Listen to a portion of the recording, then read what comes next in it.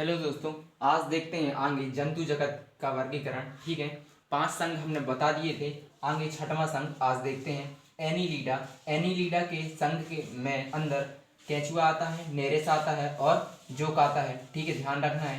केंचुआ की संरचना में यदि जो लाइन लाइन होती हैं, जो दिखती हैं अपन को, उसको विखंड कहते हैं। ध्यान रखना है, कई बार क्वेश्चन आता है विखंड क्या है, तो केंचुआ की संरचना में जो लाइनें होती हैं उसको विखंड कहा जाता है। और बचपन में जब थोड़ी सा यदि केंचुआ के ऊपर नमक डाल देते हैं तो कितना उचटता था, उसके बाद उसकी मृत्यु हो जाती थी, तो उस मृत्यु को प्रघात के कारण होती थी, तो प्रघात कहते हैं उसको। ठीक है, केंचुआ किसके द्वारा चलता है, तो सीटी के द्वारा चलता है। किसके द्वारा चलता है, सीटी के द्वारा। हर एक इस स्लाइड पर एक एक चीज़ लिखी हुई है, वो अति महत्वपूर्ण है परीक्षा की दृष्टि से।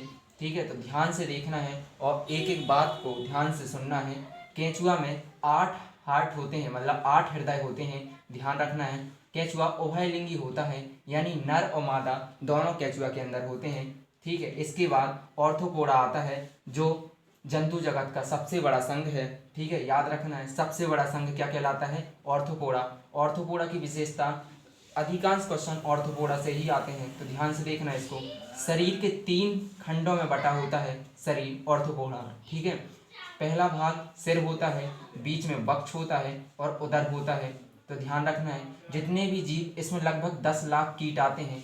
यदि रात में लाइट चली जाए तो बाहर एक दिया रख के देख लेना, 50 वैरायटी के जीव आ जाएंगे जो उड़ने वाले होते हैं, छोटे छोटे कीट होते हैं। वो सब ऑर्थोपोडा के अंतर्गत आते हैं। इनके पैर 6 से 8 के लगभग होते हैं। कुछ जीवों के 6 होते हैं तो कुछ जीवों के 8 होते हैं। ठीक है, ध्यान रखना है।